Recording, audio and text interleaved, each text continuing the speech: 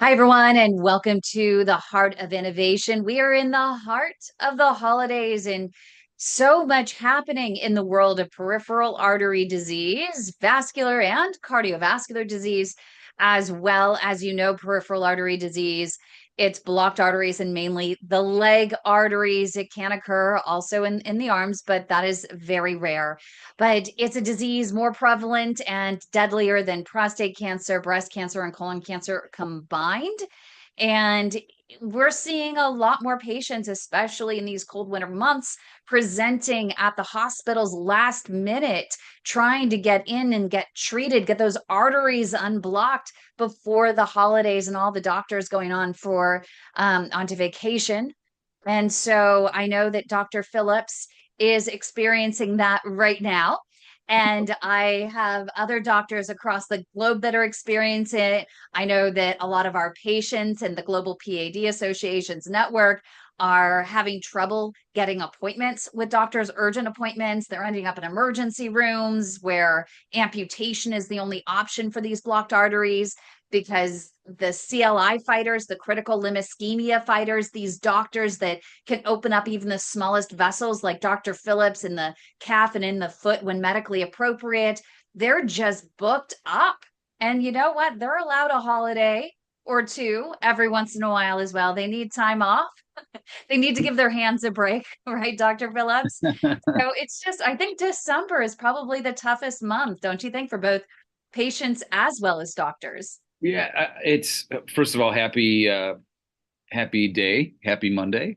Um, Good to see you, and I'm glad we were able to record this show because I think it'd just be a candid conversation about the state of the union as it pertains to PAD in 2024, and Yeah. perhaps it might look differently in 2025. But I will say that for whatever reason, patients in general want to get things done at the end of the year because they've met their deductible and it's kind of uh, Uncle Sam or someone's paying for it.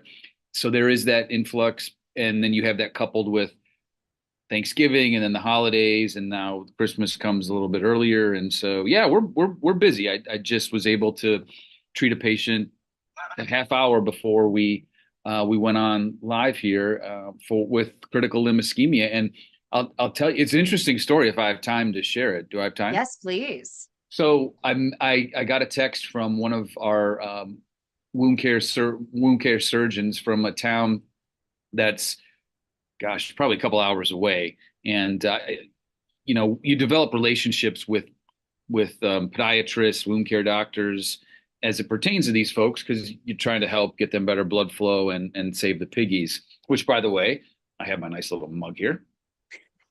This could be a great this could be a great stocking stuffer, by the way. So Yes, good plug. Your life, your limb, your story. We got that Save My Piggies mug. We got the Save My yes, Piggies ornaments. Good yes, last minute stocking stuffers. Little exactly. reminders to do everything you can to improve your diet, to walk, to grow those natural bypasses in your legs as well as your heart, and to quit smoking if you're smoking, and make sure you're compliant with the Right. medication that your doctor ordered. Right. And so this gentleman, my nurse practitioner saw him for me last week. I got the text from the doctor on, I'll say Monday or Tuesday. We were able to see him in the clinic last week, I think Wednesday, and we got him set up for the procedure today. So I went to go see him, and I pull back the curtain and he's on a bed, and I see two what I thought were, shoes or feet. And I was kind of like, I like to, so patients enjoy just, I think, the connection. And so I'll put my hand on shoulder or leg or, how you doing and stuff. And I grabbed a leg, but it was a prosthesis. And I remembered that I had heard that he had a left lower extremity below the knee amputation. And so now the right foot had an ulcer. And I said, "What happened over here?"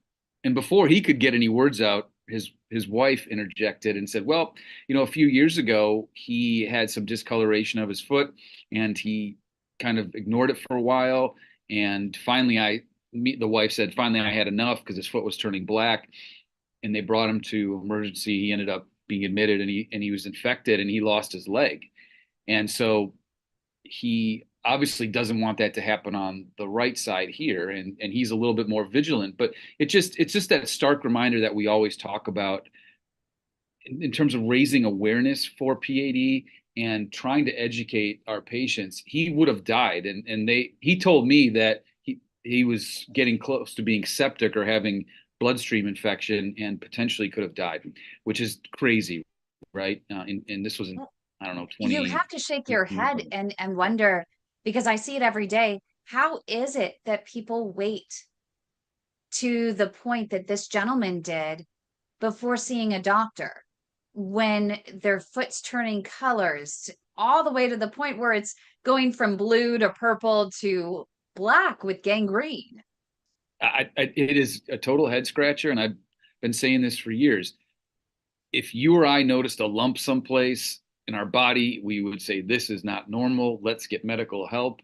But a black toe doesn't register with people, particularly those that have risk. So he has diabetes, and because of the diabetes, his kidney function isn't normal. So that's another risk factor. He was a smoker, but he quit, so that's good. But anyway, we were able to open up some blockages and put a couple stents in today. And if there's more work that needs to be done, we'll do it. So we will save his piggies on that right side, mark my words. But it was just an interesting conversation that I had with him because he was very um, I wouldn't say apologetic, but he knew he screwed. He's like, I screwed up last time. I'm not going to screw up this time. I want to Yeah. save my leg. Seriously, that's really good. And I have one today that's over in Florida that's a very frustrating case. He too had waited for a long time before seeking help, and he's already lost a few toes. And he's now on deck for an above knee amputation. And he has insurance from out of country because he spends part-time here, part-time over in Europe, and not many people take his insurance. He's very lucky that the current hospital that he's at actually takes his insurance so they can do something. They tried supposedly doing pedal access, going through the foot with wires and balloons, and then decided to go for a full bypass from the superficial femoral artery all the way down to the tibials. And they actually to the posterior tibial because he had an incision in the back of the heel. So I assume that's where they went with that. And Mhm. still nothing was working. Nothing's healing the wounds that he has on his foot. And so they say that right now he needs an above knee amputation. And so I messaged with the cath lab director and the catheterization laboratory where they perform these minimally invasive procedures for those who don't know. And he said that they have stopped performing CLI work, critical limb ischemia work. So all of these advanced stage patients that have small artery blockages in their calf and in their foot, they're now just sending them, if they don't fit the criteria for a bypass, they're just sending them to amputation. And the reason he says they're doing this is because it's just not worth it, is actually what he wrote to me today. In writing, it says it's not worth it because their reimbursement isn't there. And I could almost imagine that there are patients that are listening to this right now and going, oh my God, it is all about money. And for me, I try really hard not to put that in front. I don't like to think that there are any doctors that are driven by money, but CLI work is, as you know, it's a commitment. It's a lot of work, and the fact is that a lot of doctors and a lot of facilities are not being paid by insurance companies after the fact for performing these below the knee limb salvage procedures, and it's really frustrating. And I don't know what the solution is. I might have an idea, but we should probably go to break, huh? Yes, I think that's a good time to go to break. Stay with us right here on the Heart of Innovation. Don't go away. We talk to each other a lot about PAD and walking. So, but we also get, well, it's best to walk this way. It's best to walk this way. So what I'm getting is the general idea is the pain is the number one thing we need to focus on. The walking style, where we walk, how we walk is going to be different for everybody else. So we can explain that to each other But the main thing is to walk until you feel that pain and keep walking. That is what all the studies basically have shown then. And the different styles and the different areas we walk are going to depend on each individual. I think that's a really important thing to take home, and it's that old adage, isn't it? It's the best exercise is the exercise you do. You know, like there is. So that's the same with walking.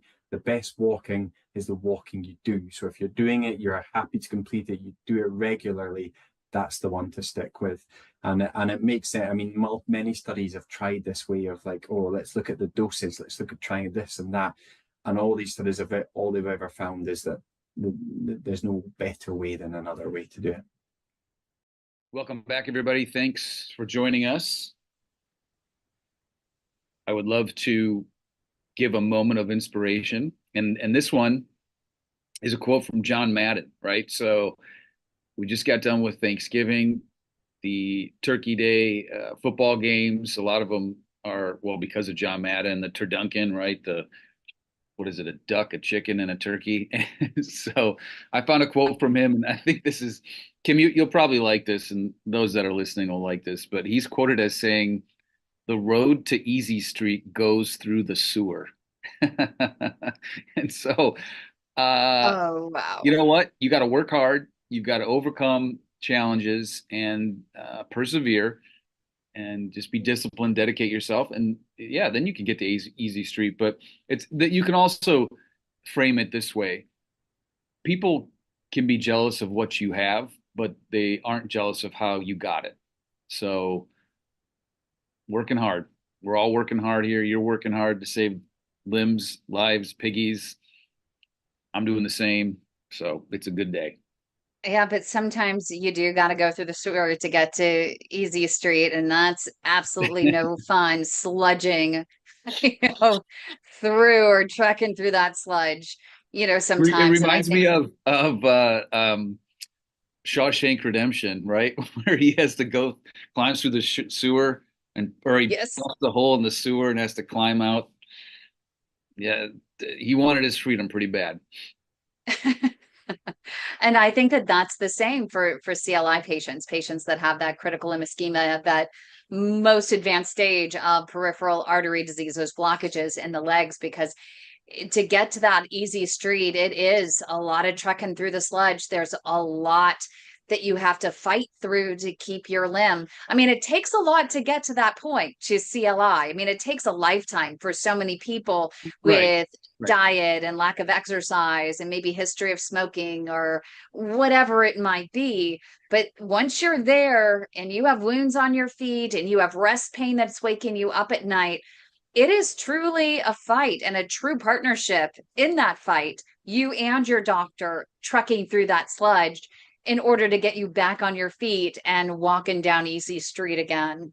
But before we went to break, you had mentioned that conversation you had from, or the statement that the cath lab director at wherever hospital, or I don't know if it was an office-based lab or whatever. No, it was a hospital. Yeah, everyone in the hospital decided that it was not worth it. And what really struck me was the worth actually was auto-corrected in this text.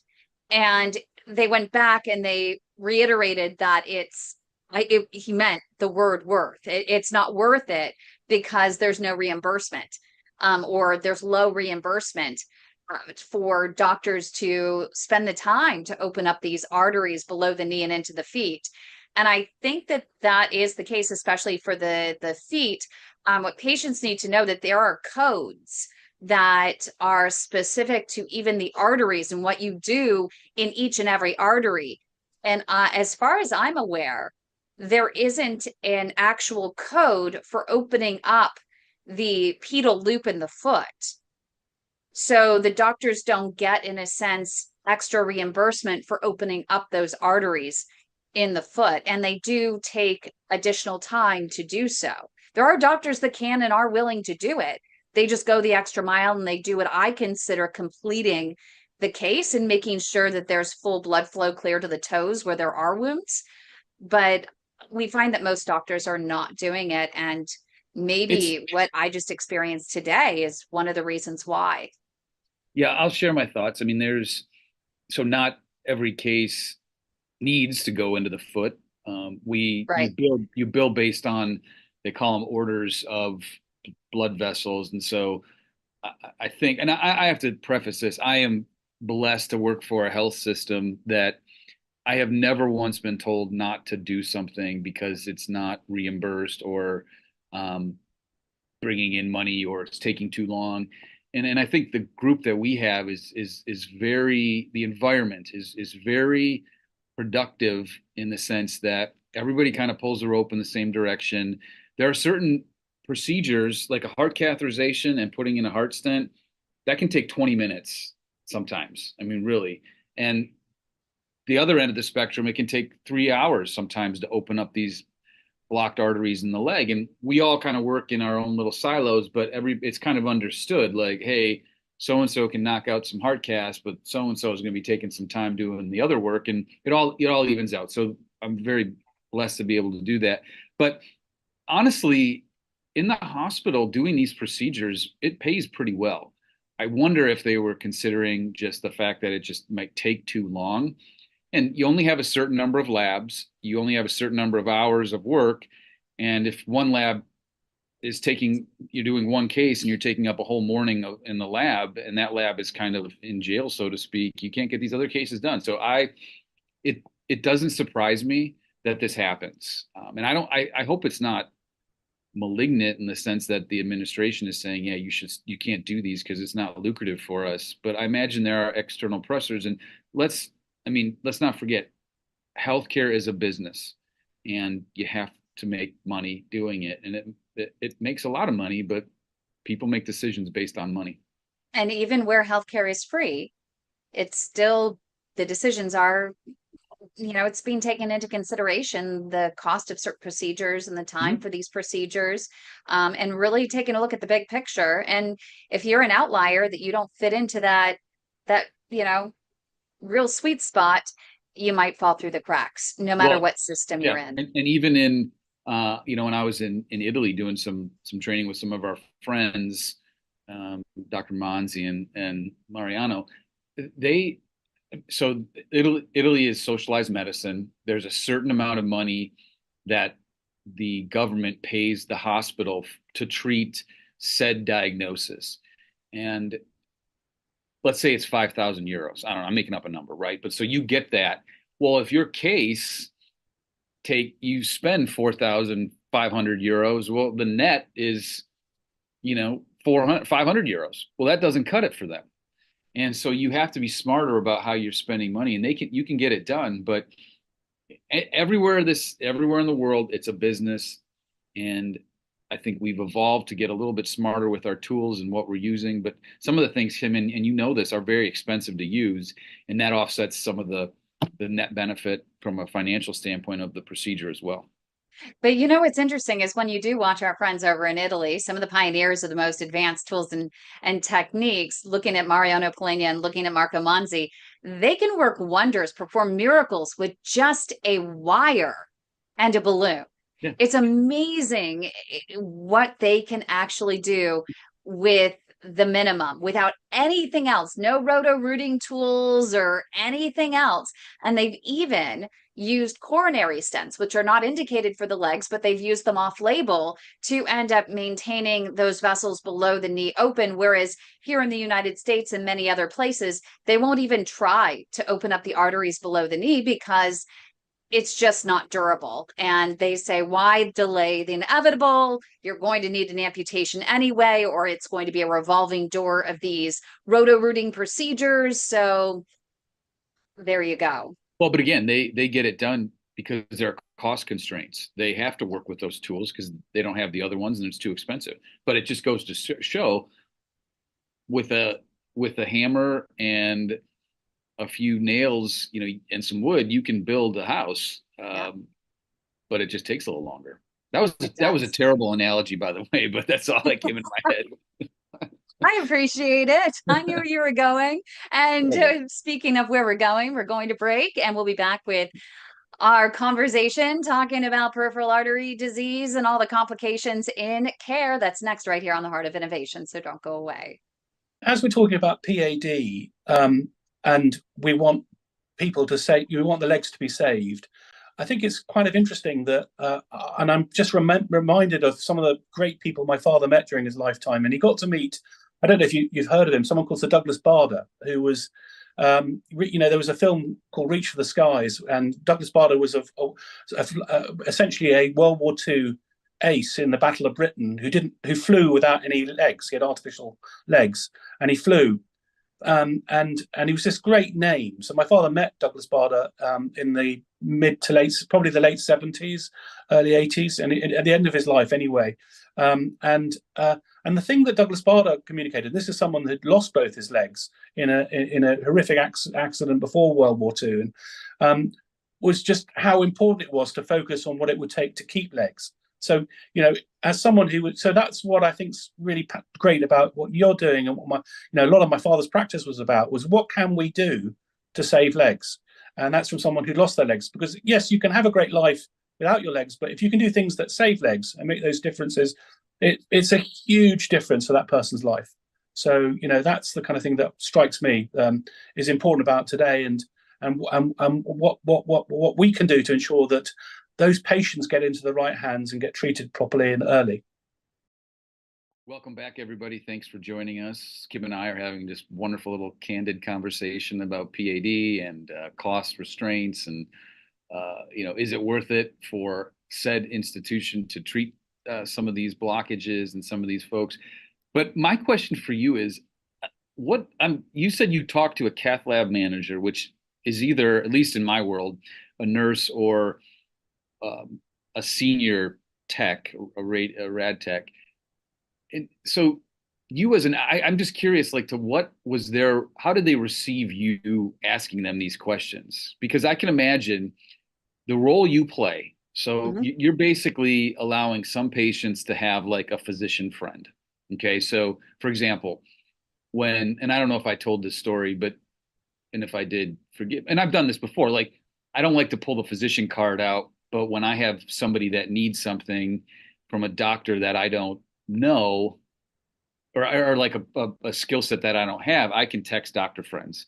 So my son broke his finger, okay? And I texted my orthopedic buddy.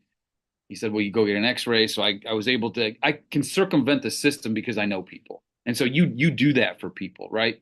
The gentleman that we are speaking about, who's currently getting a bypass right now, had expedited care because of you, because you kind of have that. So I'm just always wondering, like, what do some of these folks think when this Kim girl is a woman, I should say, not girl, this woman is calling, who somehow is some liaison for the patient, asking about this, that, and the other? Because I would imagine, in my mind, I'd be like, who is this person? And what are they doing? So what did they say to you? Are they receptive?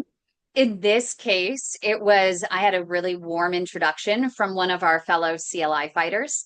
Okay. And working with some of the best doctors like you across the globe, and the relationships that we've developed, the trust that we've developed, the credibility that I've been able to develop, with working with you guys and with those relationships, and through a lot of patients and things. A lot of doctors are willing to make the warm introduction and actually trust me enough that I went to this doctor. I said, hey, I see you're connected to this person on LinkedIn. Would you mind? Here's the situation. I can't share too much because of HIPAA, but here's the situation. Would you mind making an introduction? I understand if not.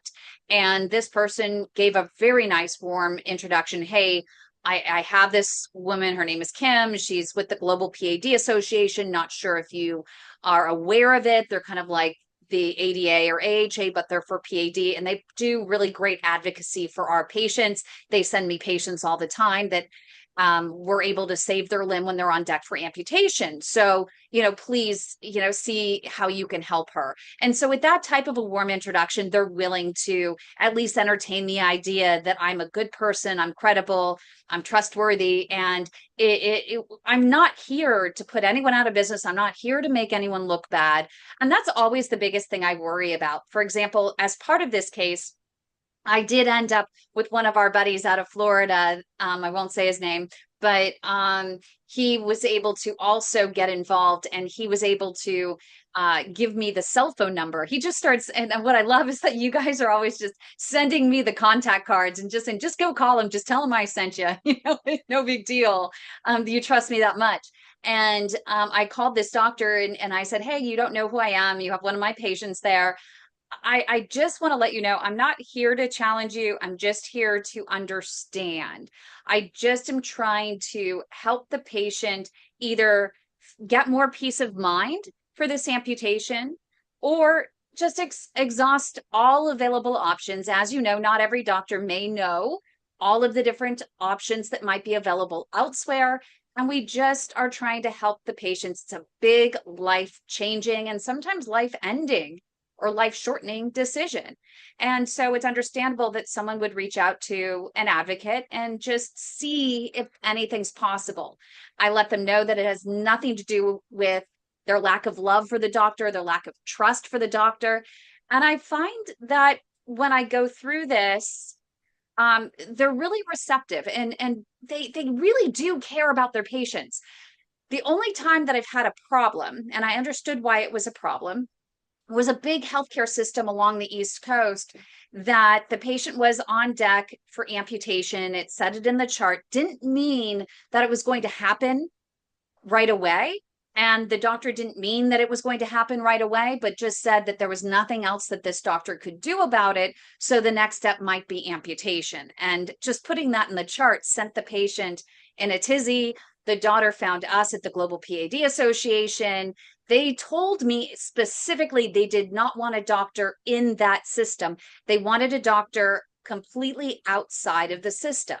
That's their request of me, and I work for the patient. So I went ahead and tried to find a different doctor outside the system. That doctor knew that system and called that system to make sure it was okay. And the head of all of vascular surgery just went ballistic. Who is this person? Why are they interfering with my patient? Why are they trying to steal my patient and get involved and, you know, interfere with this care?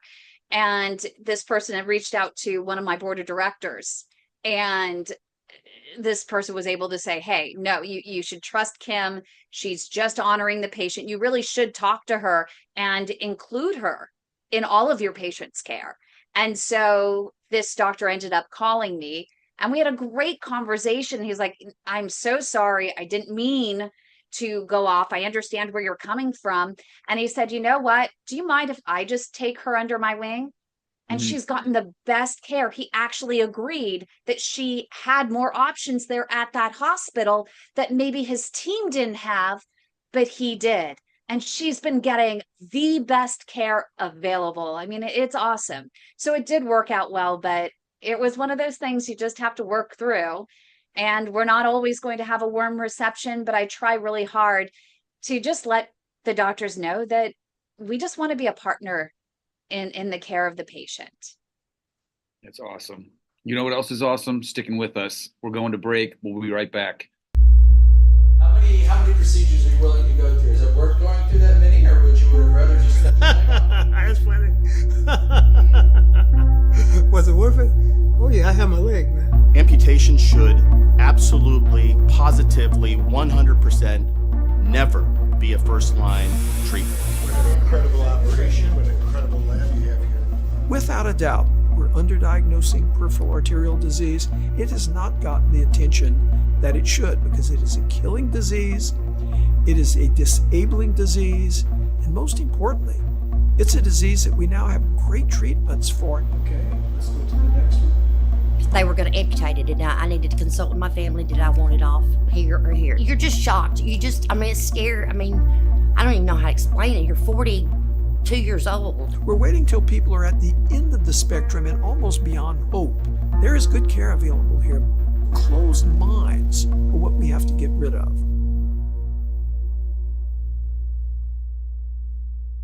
Welcome back, everybody. Thanks for joining us. So before we went to break, Kim, because you said something that, I've known you for a while, and I know where your passion is, and I know that your heart is kind of linked with the heart of the patient, and like you said, you work for the patient. But I imagine to when you say my patient to a doctor or a nurse or somebody who doesn't really know what you're advocating for, that come off a little presumptuous and like, who is this person? So there's certainly a level of trust you have to develop with not only the patient, but then also the healthcare provider that you may be getting involved with or attempting to steer them maybe away from, I guess. So it seems like a little bit of a slippery slope, right? It really is. It's a different experience every single day with different healthcare facilities. We're still learning, we're still growing. I will never claim to know everything. At one point, when I first started this journey in 2016, I was thinking, you know what, I really should go to medical school and I have to get a degree. I have to become a clinician or a physician or something with all I know. And the more I talked about doing that with other doctors, they said, no, we really don't need more doctors. What we need are advocates to really be a liaison between the doctor and the patient, so that the patient has someone that they can go to, that they can confide in, that this person can help the patient make more informed decisions for them. And that in turn will help them be more compliant with doctor's orders. It'll help them to be more motivated and more accountable with taking their medications, with their walking programs, with their diet, with smoking cessation, all of the above, and having that little extra love and care on the side. And it's just a matter of, I haven't had a problem, surprisingly, where okay, wait, hold on. No, I have one group that I have alienated. I do have one group that really does not like me. And it's actually, and I don't care, I'll say it, in Michigan, they'll admit to not liking me because the group ended up driving another doctor out of business, and they refused to treat any of my patients below the knee at all. It's just their policy. And every patient that has below the knee blockages, they're told to walk, walk, walk until they can't walk anymore. And then they'll amputate. And they don't offer them any other options. They don't give up the patient. They just give up on the patient. They consider it treatment. And we have to, I hate to say we have to agree to disagree, but I think that my patients deserve better. And what I like about this particular hospital I'm dealing with right now in Florida is that they have admitted that they do not perform the advanced CLI work. But what's great is that in working with me is they're willing to actually go outside of their hospital and help us to coordinate or facilitate getting this patient potentially additional limb-saving care outside of the hospital. And I think that that kind of mentality is really conducive to better healthcare all around. And so I like working with those types of doctors versus other doctors that are just like, nope, you're done. So I think that if doctors are willing to work with me, I think they're a pretty good facility. I like what you had said about they don't give up the patient, they just give up on the patient or whatever, something along those lines. That's interesting. But so, we have folks listening that are your patients right now, and I know that they lean on you for support and help. Why is it that you think, though, and I didn't mean this to turn into interviewing Kim, but I'm curious. I don't know, and I have a limited scope of practice, but I don't know of any other disease that requires kind of someone who's an advocate for them outside of a family member. I think about folks with cancer. I think about folks with heart disease. Why is it that PAD needs somebody outside of a family member to advocate for patients?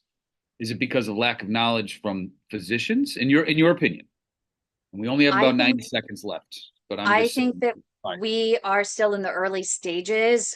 We're still pioneering all of these new approaches, new tools, new techniques. We're still waiting for so much more evidence to come in to endorse a lot of these newer procedures. And I think you would probably agree with that there are these outliers that are doing more than the traditional doctors. And so these patients I mean, I think amputation's pretty extreme. And Yeah, I I don't mean, think we have. we're talking upwards of 150 to 200,000 major amputations a year. Not all of them are from arterial disease, but a lot. I also think that the disease isn't, or the treatment of the disease is not as cookie cutter and algorithmic as most other diseases are, and that allows for a lot of interpretation and gray zones. And I might do it one way, somebody else does it another way. But you come see us with a blocked artery in the heart, and you're having symptoms. Well, you're either getting a stent or you're getting bypassed. I mean, that's it. We got to go to break. I know Douglas has a question or maybe a comment, so we should get to him for our final segment. Stick with us. You don't want to miss it. Your type of condition is called critical limb ischemia. It's the most advanced form of PAD, or peripheral arterial disease. Every 4 minutes, there is an amputation in this country due to PAD and diabetes. We also know that 85% of these amputations are preventable with early intervention. It's a flip of the coin. Patient prognosis is tied to whether or not they are referred to a true expert in the management of peripheral arterial disease. Do you know if your physician is an experienced CLI operator? When you're in the hospital dealing with doctors and stuff, you figure they know what they're talking about. The skill level varies doctor from doctor and hospital to hospital. Patients with limb threat are in constant fear. The depression that someone experiences after they lose a limb is equivalent to those of losing their spouse of 40 years. I was stuck in a wheelchair close to 2 years, and my husband had to quit work. I didn't know what to do at this point because we had nothing but infections and hospital stays and infections and hospital stays. And they took one toe, another toe, and then it was another toe, and then half his foot before he was even diagnosed with PAD. And all I heard was, "What are we doing here? Just cut it off." And I pulled the curtain back like, "Are you kidding me?" Do you really want to go through all that? That's crazy. That's insane. The protocol is to send them to amputation. Always, always, always get multiple opinions. We do have options. We need to listen more to our patients. If you're going to chop off their leg anyway, why not just let someone else try? This is the progression. First comes the wounds, and then comes an amputation. And I wasn't going to accept that. So that's what it's like to try to save a leg.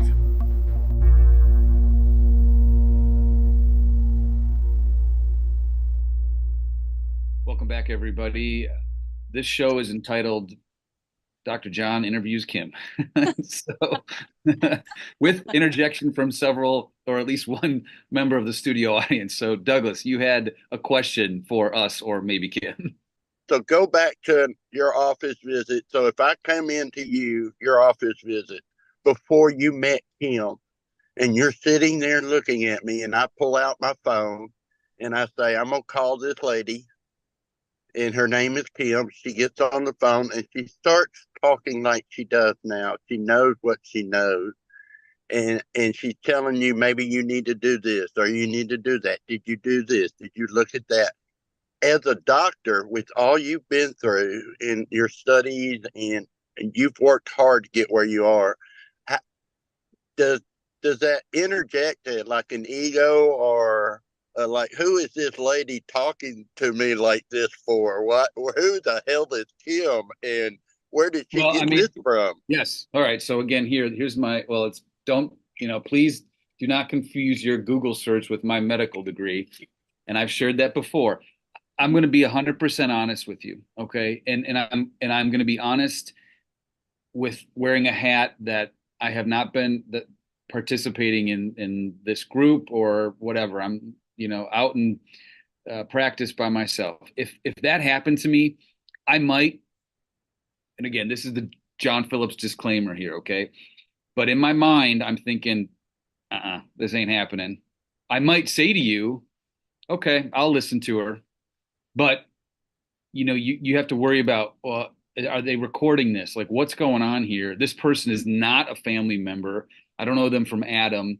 There are oftentimes some, there's certain ramifications, but I think I would probably be in a majority of docs camps who in their heads are thinking, this doesn't make, we're not having this. You can have your friend call or whatever. I'll listen politely, but I'm going to do what I want to do. And that's a John Phillips honest answer.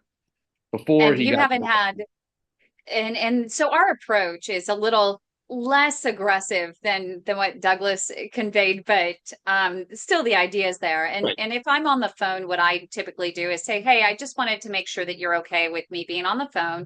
Here's who I am with the Global PAD Association. The patient called me because they aren't quite sure of their options. And when they leave here, they're not sure how to really talk to their family about it. And they want to make sure that they're making the most informed decisions, and they want to be compliant with their care. And we provide a lot of really great free resources to them with walking and diet. And so I really need to be here to understand so that we can create parameters around your directives of this patient and ensure that they are complying with your orders when they leave here.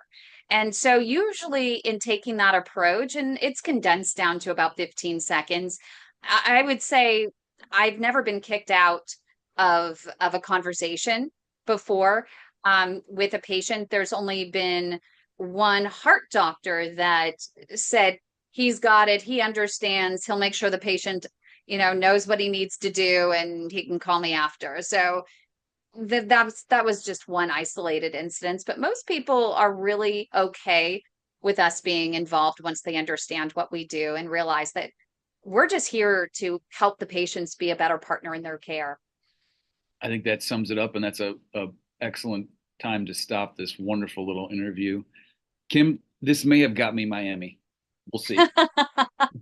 You definitely deserve one. We're now, 3 years in? Yeah, so you're destined for one. That's right.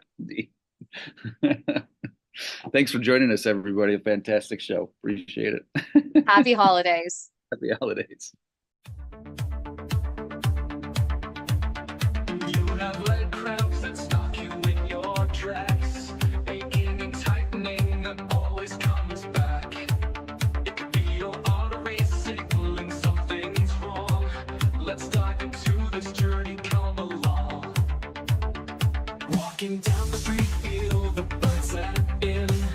Simple strolls turning into fights within. Don't ignore the signs, your body's playing loud. Time to act now.